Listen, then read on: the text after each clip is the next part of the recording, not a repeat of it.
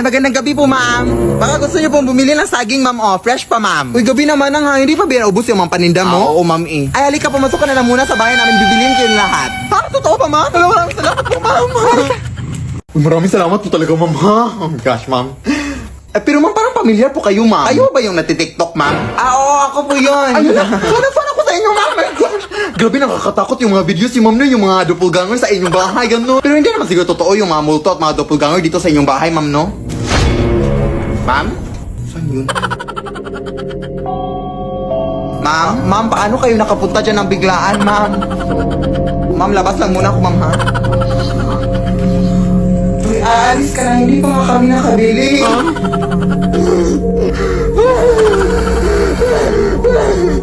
Ma'am, maawa kayo, ma'am.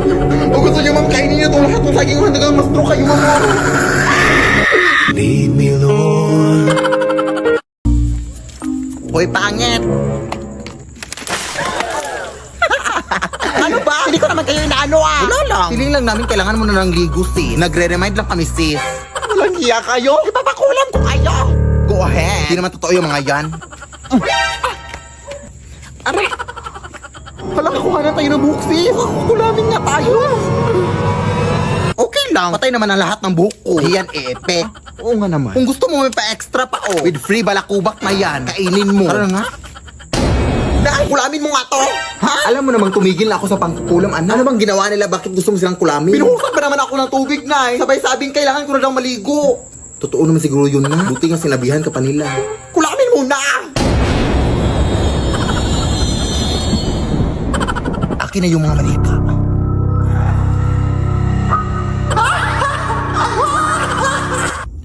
Kailangan pa talagang tumawa na. Wala lang, para may effects lang, ganun. Akin na yung pantusok. Uunahin kita. Wait lang. Mapurol naman tong binigay mo. Yung isa. Ay, sorry. Ito ka ngayon.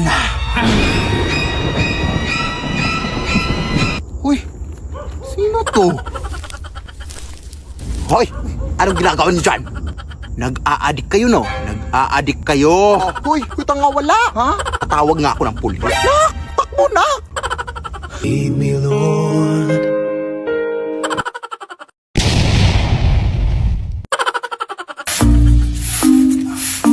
Hi, Mare! Uy, hi na! Kakauwi mo lang ba galing eskwela? Ay, hindi. Last week pa. Tapos tumambay lang ako dyan sa may gilid ng mga 1 week bago ako pumasok sa bahay. Totoo ba? Hindi ka naman nagsabi! Hindi ka ba nagutom?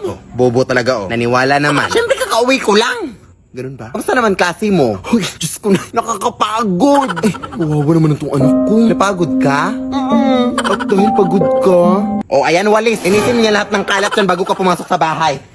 Ay naman! Nakakainis naman to, ay!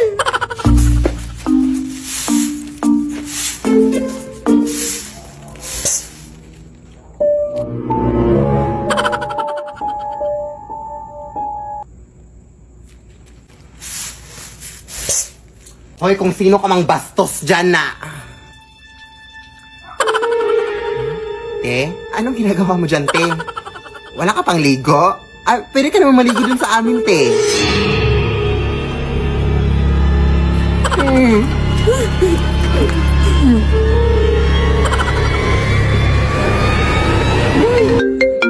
Ano ba? Nagtutupi ako ng mga damit dito. Tingnan mo nga dito sa labas na eh. May babae nakakatakot na nakalusob dito sa balde. Ha? Baka naman naliligo lang. Hindi na. Lumabas ka dito ba? Ikaw, anak, no? Parati kang natatakot sa mga multo-multo, eh parati ka namang nananalamin. Ano ba talaga? Turbo.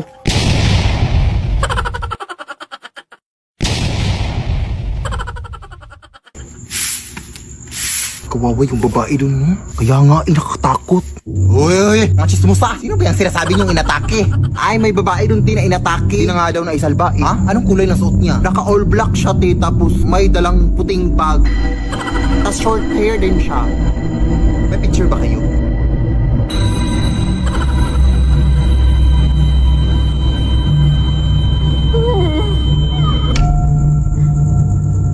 Pare?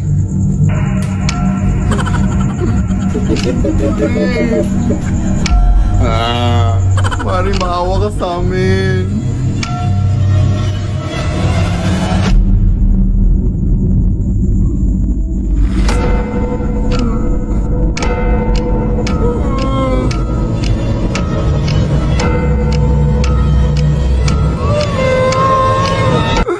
Nay. Ay, sorry na. Anak, wala na pala yung tita mo. Inatake siya sa puso kanina lang. Ha? Sino yung kanina? Hindi ko alam. Baka masamang espiritu. Anong masamang espiritu?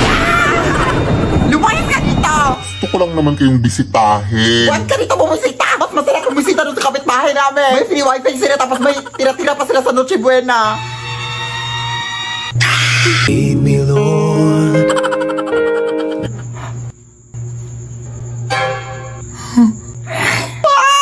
Lead me by the hand and help me. Anak!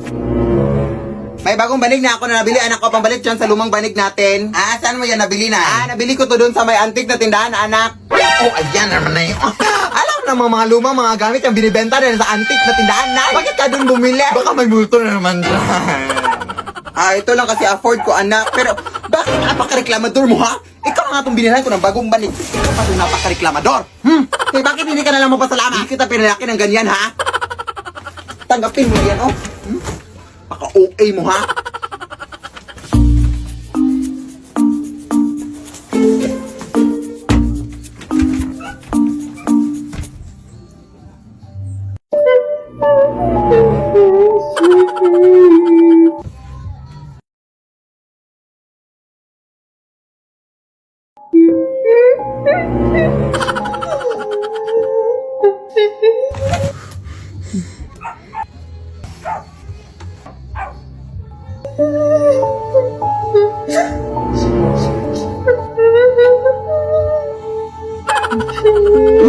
Hindi na ako natinakot sa inyo!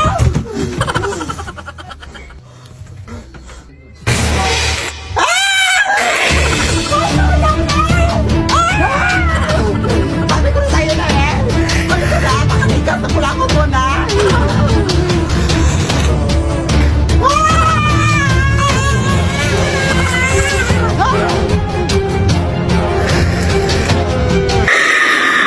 Lead me, Lord. Lead me. Hi, Lola! Oy, sino ka? Wala pa akong pambayad sa utang ko. Yung lola mong makakalimutin? Ha? Anong utang? Apo mo to, oy. Ay, hindi na kami nagja-jumper ngayon, ah. May sarili na kaming kuryente. Lola! Ay, apo! Ikaw pala yan! Kanino kang anak? Lola mo rin super proud na proud sa'yo. Nakapagpagpasa to ng kolehiyo. Best in MAPE. Nakapunta na rin to ng ibang bansa. Naka-tricycle. Nilakad na din ang apo ang buong Pilipinas. Na nakabot.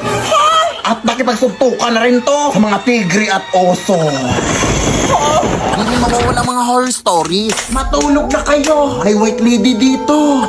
Kagabi, may white lady akong narinig na umiiyak. Dito na kasi sila naninirahan. Oh, siya, maraming salamat, ha? Ang hirap kasing patulogin ng mga batang yun. Salamat. Oh, mag-ingat ka sa pag-uwi mo, apo. Amimiss kita. Thank you, Lola. O ayan, meron na namang nag-text, oh. Sabi nanalo ako ng pera sa Gcash. I-click ko lang daw tong link. Ay, hala, huwag mo i-click yan lang. SMS spoofing scam yan. Ano yun, apo? Ang SMS spoofing scam lang ay nangyayari kapag direktang kumukonekta ang mga scammers sa mga cell tower gamit ang mga tinatawag nating IMSI catcher. Magpadala ng SMS ang mga ito na nagpapanggap na galing sa mga legit na institution like banks and e-wallets kagaya ng Gcash. Ang mga messages na ito ay may kasamang link na kadalasang nagsasabing may problema sa account mo, may mga fake rewards, at iba pa. Tapos may kasamang link. Kaya mag-ingat kayo sa mga SMS spoofing scams, ha? Huwag pipindutin ang mga link na yan. Tandaan, hindi nagsasend ng link ang official Gcash. Ay, ganun ba, apo? Maraming salamat sa pagbabala. Siyempre, Lola, o doble ingat tayo ngayon sa mga scams na yan. Sige na, Lola, mauna na ako, ha? Sige, apo, mag-ingat ka.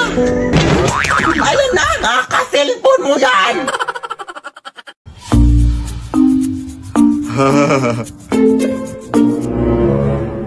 Nay?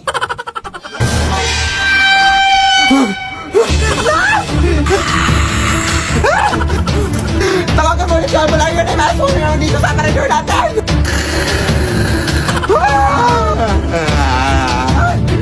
Hello?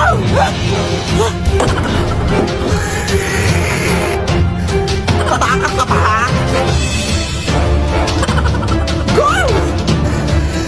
Sino pa mga kasama mo dito? Wala! Alam ko marami pa kayo! Magpagkita kayo! Labas! Hindi na kayo nahiya, ha? Huwag na kayong babalik dito, ha? Grabe naman kayo. Hindi naman kami na nalakit. Tawagan mga yung leader natin. Sige, papuntahin niyo para papalasin ko din.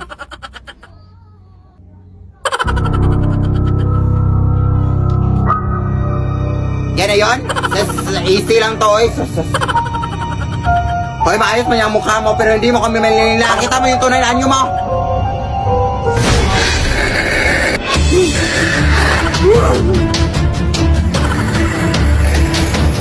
Go! Go! Ayaw mo yan, Manong!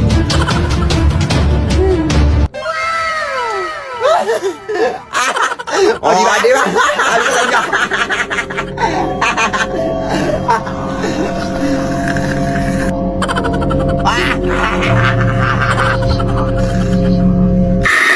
Lead me, Lord.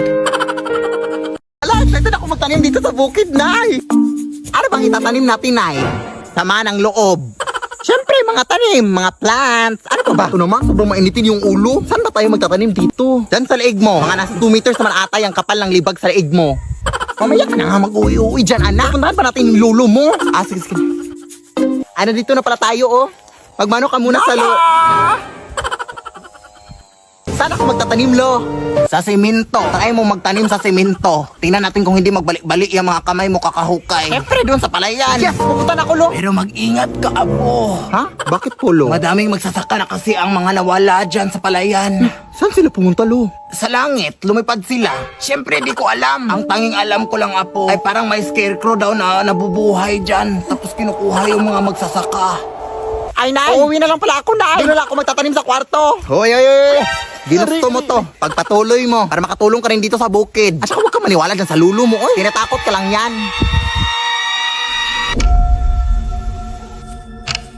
Wala naman siguro nakakatakot dyan. Makatanim na nga. Ano ba to, ha? Pwede mo magtanim dito? Ano yun?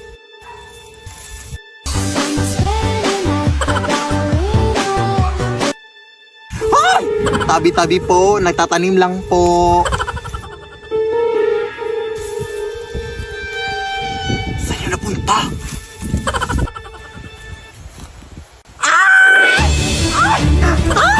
Tolong na! Sabi ko sa'yo na magtatanim niya ako sa kwarto eh!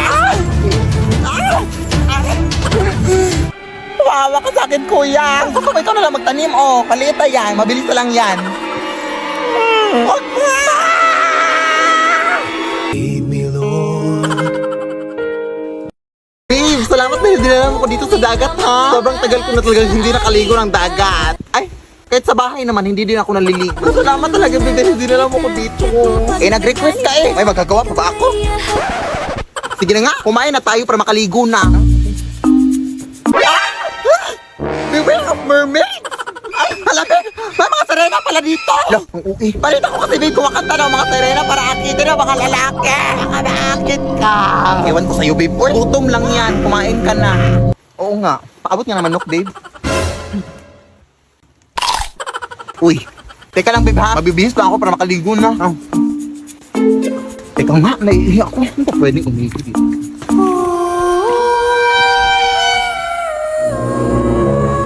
No, Irina ba yan?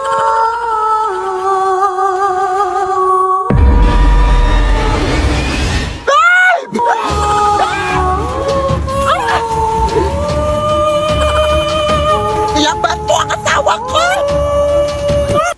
Walang yaka! Ano siya inala ako? Sino ba yan? Sino? Ay, lintik! Mga agaw ka, ha? Ayan, nalunod ka! Ay, Serena ka pala. Kailangan para jowa ko, te! Sino ba yan? Babe? Babe? Ay, hala, sorry po. Ang sakit nun, te. Akala ko kasi inakit mo jowa ko. Bobo, hindi. Eh, bakit ako makanta, ha? Nagpe-perform ako dito, te.